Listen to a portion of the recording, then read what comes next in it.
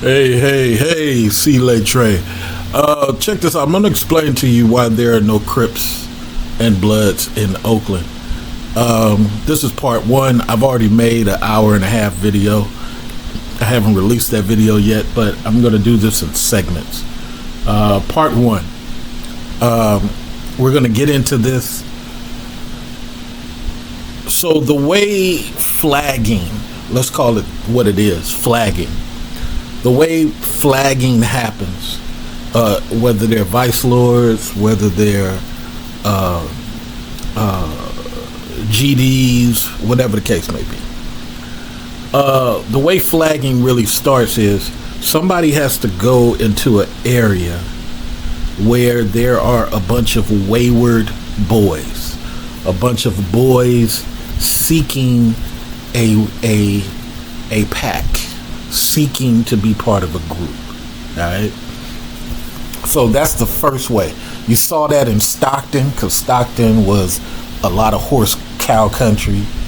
You saw that in Sacramento, because after they stop having parties downtown Sacramento, you start seeing people had no place to go, really wasn't no function.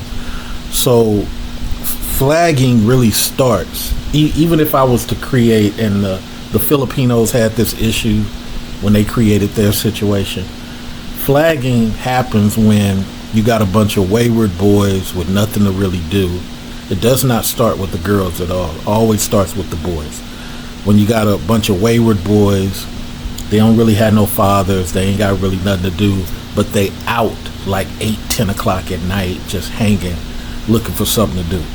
You could think about it the way the skateboarders kind of operate, but I'll get into that when I come back.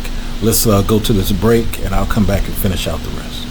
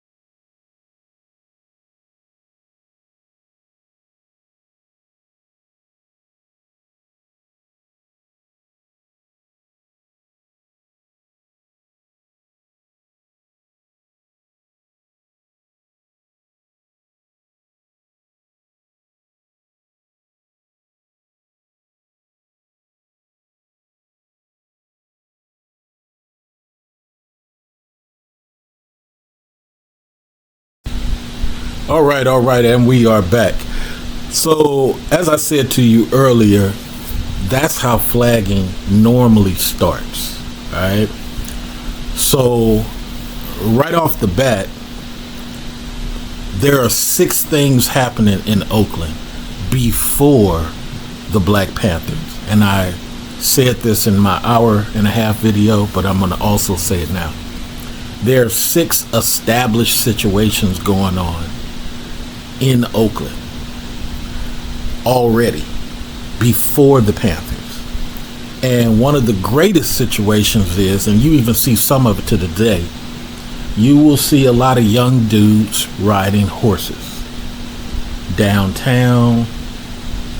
You'll see them going to the store, especially here in West Oakland. East Oakland has it too, but mostly Sobrani Park and anything around Nevada Street. If you're just driving by, you're not paying really attention. You're not really into the soil like that, right? So one of the reasons we said partner a lot, think about it, we're the only place in the USA, really, maybe Texas, maybe Oklahoma, we're the only real people who, to this day, what's up, partner? And the young guys don't use it as much, but a lot of us who grew up around these horse culture people, these cowboys, this is how we got down.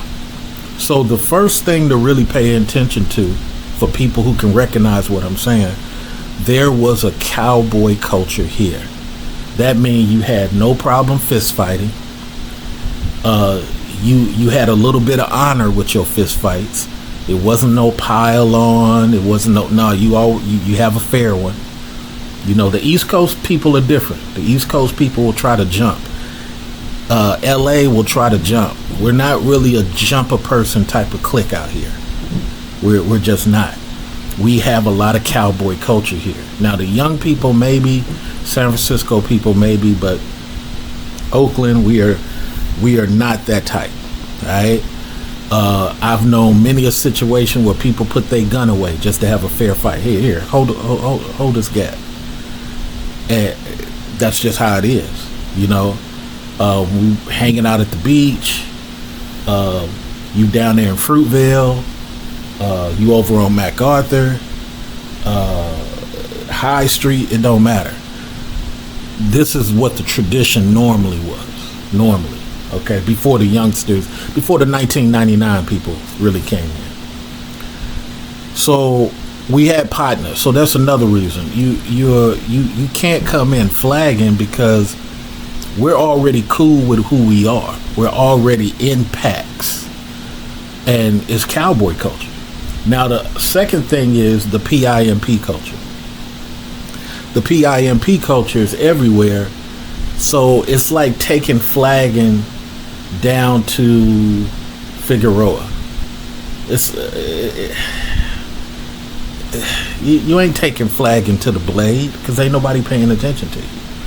Those people out there is trying to get money. Matter of fact, the PIMP is going to run you up out of there because you're messing up money. Now let's go into the third thing. I was going to save this for the other video, but since I'm here, let's go into the third thing. Hustling for money.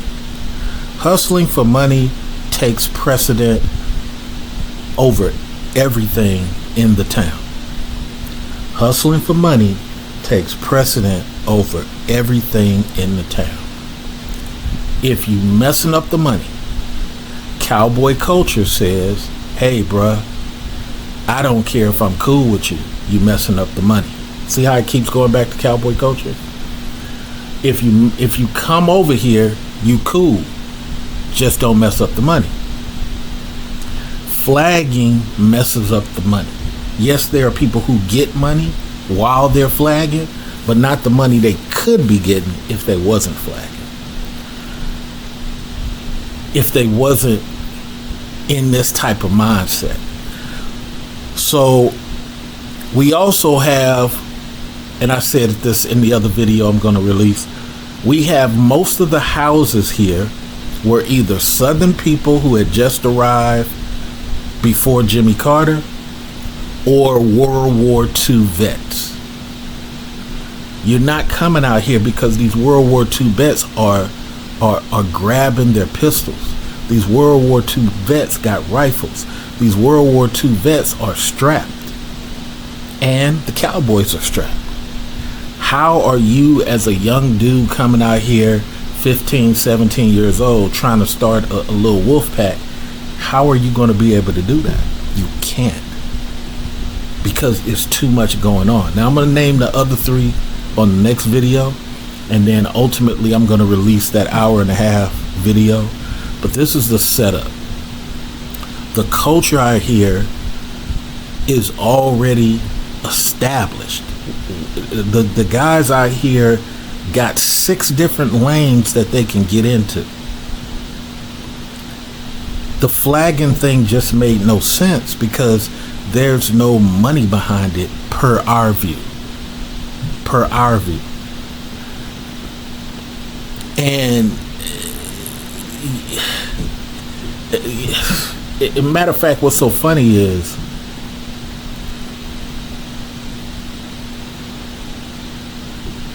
the cliques out in Oakland, they were very regional. A lot of things that happened in 6-9ville never left East Oakland. Never left. West Oakland people never saw it. A lot of things that happened with Campbell Village, Dogtown, and Acorn never went on the other side of the lake. There were just cowboy standards. Stick with where you at, dealing with what you're dealing with. You don't take that over there. And the lake was always neutral territory. Cowboy culture taught us that. It's like, hey, have some honor about what you're doing, man. You don't take that stuff to the lake. You know, you don't even put bodies in the lake. But young 1999 people are different. You know what I'm saying? They on something else. I kind of think 1999 people want to go do 40 years in jail. Because the moves that they're making are less than $10,000, less than $5,000. And it just, you know, it's more like the 1999 people want to get seen. You know what I mean? You out here stealing purses. You out here breaking in cars just to snatch somebody's luggage. All that stuff is very, very, very low end. And I'm not saying you should do any crime. But you can tell how pathetic and pitiful some of the crimes you see people doing. It's like, dude, go get a McDonald's job and apply for assistant manager and get 50, 60 G's a year. Why? What are you doing? I read court cases where dudes like been broke could have been changed their lives, could have went and been got a little whatever job, and you just out here doing crimes. And it's like really, really low end, low grade criminal activity.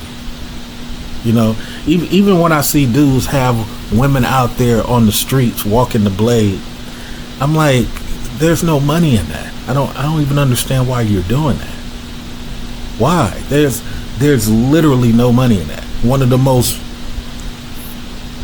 richest dudes, 1999 dude, he's living in a mansion, but he's doing something that's over the board sinister in order to get the money. He's not even doing regular PIMP stuff. He's doing something way, way sinister. And then they wonder why they go to jail for 60 years. They wonder why they go to jail for life. It's like, you're not trying to do this to change your life. You falling in love with this, you know. And that's another thing that is different about Oakland, how it used to be. You don't really fall in love with the gang. You don't fall in love with what you're doing. Your whole mission is supposed to be to get somewhere. That's what we used to say. Get what you need to get so you can get somewhere. not continue to risk it all, not continue to, no. And I grew up at a time when you had Sergeant Brown in San Francisco, you had Pac-Man, you had Johnson in Oakland, you had Brown, you had Track Star. I grew up with all these type of elements, a couple of detectives who was out there trying to get people. These people were seriously trying to put you away and fabricate if necessary. This stuff, it just doesn't make sense. So I'm gonna end this by saying this here. And this is something I learned peeping out how Mickey Mo was making his moves and Papa Squally was making his move. The whole point is to do what you do until you can do better. Not re-up so you can fall in love with shining. That's not the goal. And flagging, we never really got into it because it just appeared like it was a no-end thing where there wasn't really a lot of money involved. I mean, yeah, there might be some money for 1 year, 2 years, but the third year you see the person's right back to square one. Or you know, it just seemed like just a endless thing of you got to worry about the op, you got to worry about rollers, you got to worry about enemies within your clique, you got to worry. It just seemed like it added to too much of the stuff. And I'll say in the other video that I'm going to be releasing, one of my friends tried to do that. And I warned my friend, I said, nobody's going to help you if people start coming after you over that flagging. I mean, I appreciate you, but bro, that flagging, and we all thought that flagging is like a magnet for lead. So we've had people try to do it in the town, but we all used to warn people, man, nah, don't do that, because you know, if somebody gets you, they're gonna be getting you behind that, and the rest of us are not gonna necessarily come to the aid of that, because we don't believe in it. But that's part one of this, man. It went on longer than I wanted to, but I really feel that one of the ways to stop the crime that happens amongst black men is to reveal how things were, how things are. And at the end of the day, man, nobody at this point in the game should be doing any type of crime. It's too much money out there. It's too much. Dudes is online getting 70 grand a month. Why? You out here stealing? You out here pulling out blinkies? What? I mean, it's real low class. But I'm gonna speak about it some more. To each their own. Do what you do. You know, but do what you do, bro. But I just think, man, you know, all black men everywhere need to change their stripes. I'm gonna also talk about the New York people coming down to Atlanta, creating all these gangs and criminal problems. Atlanta never had it at that level, man. It's just like people have ran you out of New York, priced you out of New York, and you bring the crime down to Atlanta. Just doesn't even make any sense. It's kind of like, man, criminal people want to hurt their own people so bad,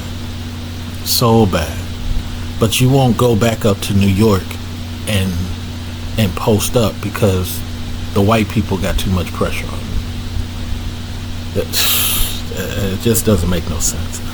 But we'll talk about that. Much love, and we'll be talking to you soon. This is part one. I'm going to dig into part two. Leave your comment in the comment section, and we'll be talking to you soon. Come on, homie, you can donate. $49.99. Okay, $10.99. Okay, think that 99 would be fine. Donate. Pass that collection, please.